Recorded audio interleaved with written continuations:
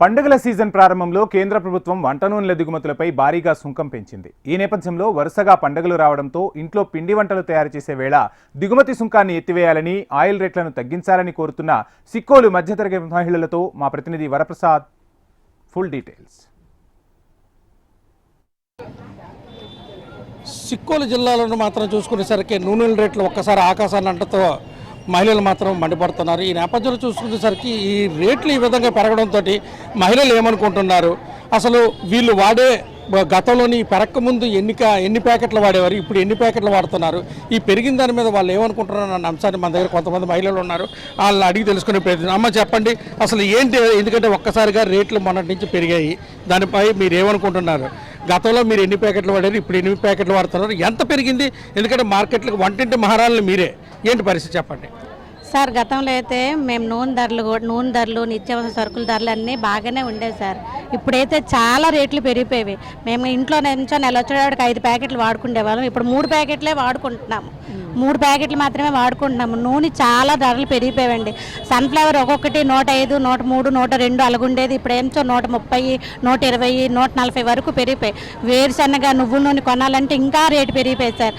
పప్పులు, ఉప్పులు, కాయగూరలు అయితే అసలు కాయగూరలు కూడా ఆకాశాన్ని అంటేస్తున్నాయి ధరలు. ఉల్లిపాయలు గతంలో 20-30 ఉండేవి, ఇప్పుడు 50, 80, 100. టమాటీలు అయితే 80, 100 రూపాయలు. అలాగని మేము కొనుక్కోవడం మానేయట్లేదు. ప్రజలను ఉద్దేశించి ప్రభుత్వము ఏం చేయాలనుకున్నా సరే నిత్యావసర సరుకు ధరలు తగ్గిస్తే మాలాంటి పేదవారికి ఊరటనిచ్చే వాళ్ళు అవుతారు. బియ్యం కూడా ఆకాశం కూడా అంటేస్తున్నాయి ధరలు. బియ్యం గతంలోనైతే 1500, 1600, 1200, 1150 ఉండేది. ఇప్పుడు ఏంచో 2000, 2200, 1800, 1900 అది చాలా రేట్లు పెరిగిపోయాయి సార్. మాలాంటి పేదవాళ్ళు కొనుక్కొని తినాలంటే చాలా కష్టంగా ఉంది. అమ్మ చెప్పండి, అసలు మీరు ఎందుకంటే ఒక్కసారి రేట్లు ఈ విధంగా పెరిగాయి కదా, ఏమనుకుంటున్నారు అసలు?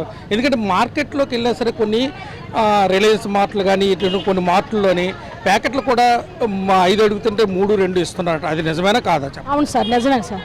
అడుగుతుంటే రిలయన్స్ ట్రాన్స్పోర్ట్కి వెళ్ళాం సార్, అక్కడ కూడా మార్కెట్లో అడిగితే 5, 3 అడుగుతుంటే వాళ్ళు ఏంటంటే 2, 3 ఇస్తున్నారు సార్. రేట్లు అయితే విపరీతంగా ధరలు పెరిగిపోయాయి సార్. ధరలు తగ్గితే బాగుంటుంది అని చెప్పేసి మేము అనుకుంటున్నాం సార్. ఎందుకంటే 90 రూపాయలు ఉన్నది ఇప్పుడు పామాయిలు 130 ఇలాగ అయిపోయింది సార్ ధరలు. వేరుశనగ ఇంకా వాటికైతే ఇంకా నువ్వుల నూనె ఇంకా అయితే వాటికి ఎక్కువ రేటు పెరిగిపోయింది సార్. అందుకే ధరలు తగ్గాలని చెప్పేసి మేము అనుకుంటున్నాను. మార్కెటింగే చేస్తున్నారు సార్ వాళ్ళు. ఎందుకంటే మేము అడుగుతుంటే వాళ్ళు ఏమీ సమాధానం చెప్పటం లేదు మాట. రేట్లు పెరిగాయమ్మా, ధరలు అన్నిట్లో కూడా పెరిగాయి. బ్లాక్ మార్కెట్ కాదు, ఇప్పుడు ప్రెసెంట్ అయితే ఒక రేట్ ఉంటుంది, 90 రూపీస్ అలా ఉంటుంది. అదేంటంటే ఈ మార్కెట్లో రేట్ పెరిగినప్పుడు వాళ్ళు బయటకు తీస్తారనమాట. బయటకు తీసి ఎక్స్ట్రా ఎక్కువ రేట్ అమ్ముతున్నారు వాళ్ళు బ్లాక్లోనే. అంటే అది వాళ్ళకి బెనిఫిటే కదా, వాళ్ళకి బెనిఫిట్. కానీ మధ్యతరగతి వాళ్ళ కుటుంబీకులు ఎవరు కూడా కొనలేరు, ఎఫెక్ట్ చేయలేరు ఆ అమౌంట్కి. దానివల్ల పిల్లలు తినడానికైనా ఇప్పుడు బయట నూడిల్స్, జంక్స్ అవే తినరు కదా. ఇంట్లో పేరెంట్స్ చేయాలంటే ఆయిల్ కంపల్సరీ కావాలి. అది కావాలంటే అవి రేటు ఎఫెక్ట్ పెట్టాలి. పప్పులు, ఉప్పులు అన్నీ గూడ్స్ అన్నీ కూడా హై రేట్ పెరిగాయి.